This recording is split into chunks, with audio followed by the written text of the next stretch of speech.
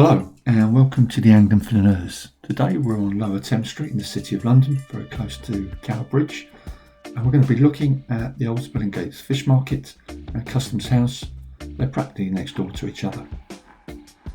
Both have a very rich history and well worth exploring. This building was constructed in 1850 by John Jay and further enhanced in 1873 due to increased custom and business. We're very close to Fish Street Hill, which is close to the monument, so that would suggest that fish has been traded on or near this site for over 300 years. Or maybe back to Roman times. According to that wonderful publication, The Londonist, Billingsgate was formerly known as Billingsgate before the name Billingsgate was settled upon. The name comes from the City of London gates close to the site of the original market. The famous John Snow reckoned it was named after some owner of the place aptly called Bealing or Biling, though the 12th century cleric and historian Geoffrey of Monmouth claimed that it was named for Belinus, a mythical king of pre-Roman Britain. We're now filming and looking at the Thames in an easterly direction towards the Tower of London, and we can see on our left hand side Customs House. We'll come back and talk a little more about Billingsgate Market in a minute. There has been a customs house facility on this site since the 14th century for the collection of custom duties.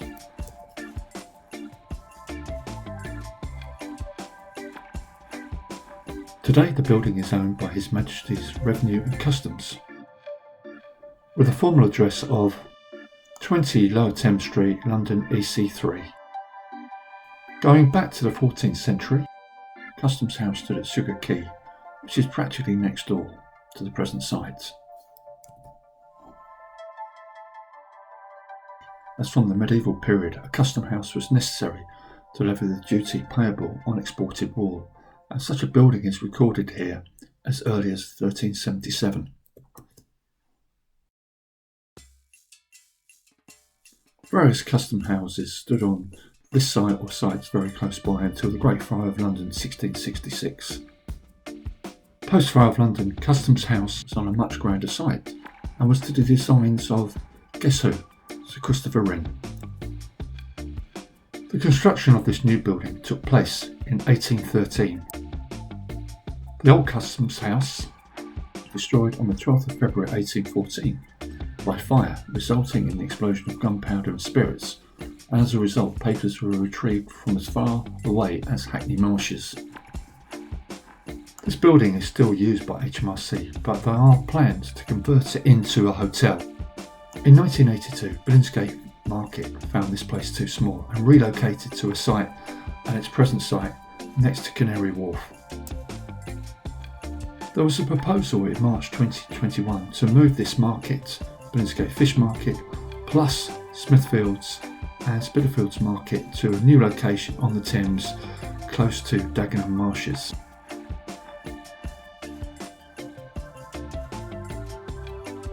As we move through the vlog, we're showing you old pictures of Billingsgate Market, its workings, how it would have looked like say 100 years ago, and also of Customs House, its interior, its exterior, and pictures maybe from the 19th century, so I hope you enjoy those.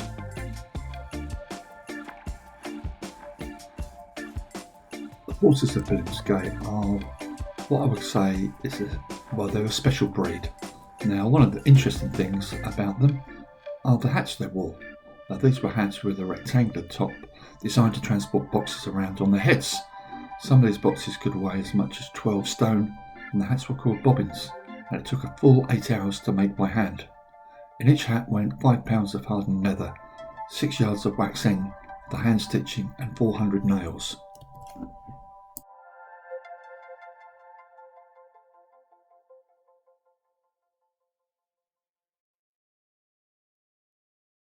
Horses of Billingsgate have been known for over the years is language, bad language. Now there's a documentary I'm going to mention in a few moments that is an example of that, but this may not strictly be true, because according to Martin's dictionary in 1754, Billingsgate was a byword for foul and abusive language known as Billingsgate discourse. This piece of folklore seems to have come from women known as fishwives who did the filleting and pickling on Lower Thames Street.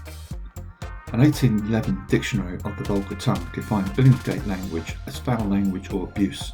Billingsgate is the market where fishwomen assemble to the purchase of fish, and where in their dealings and disputes they are somewhat apt to leave decency and good manners a little on the left hand.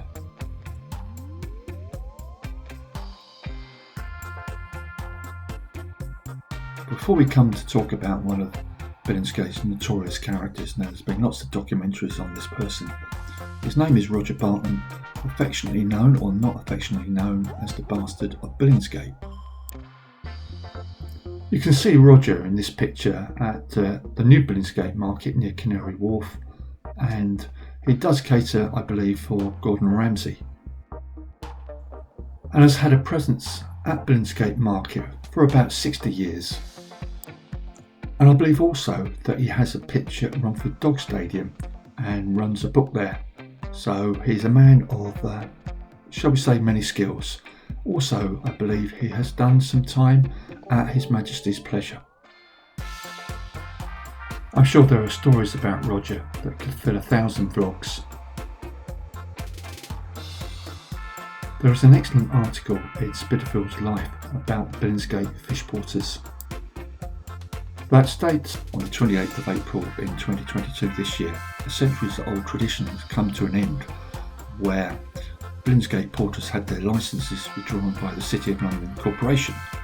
They had had this right since 1699 and maybe for many years before. Sadly, it's a sign of the times that we're seeing with this awful gig economy starting to build and develop. Long established rights and working practices and a vibrant culture were all swept away to be replaced by cheaper casual labour, I guess without some of the conditions that they had enjoyed previously, but that's very much, sadly, a sign of the times. But on a slightly happier note, Billingsgate Market, the old one, on Lower Thames Street, was where the comedian Mickey Flanagan worked, I believe, in the early 80s.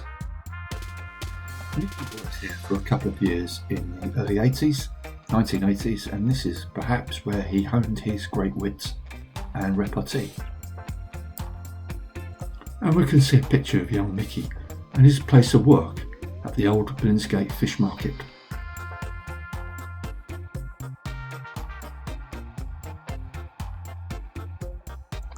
And we can see that magnificent weather vane on top of the old Billingsgate Fish Market that depicts its business, its trade, and the building today is used for events and conferences and has been wonderfully restored by the legendary architect Sir Richard Rogers.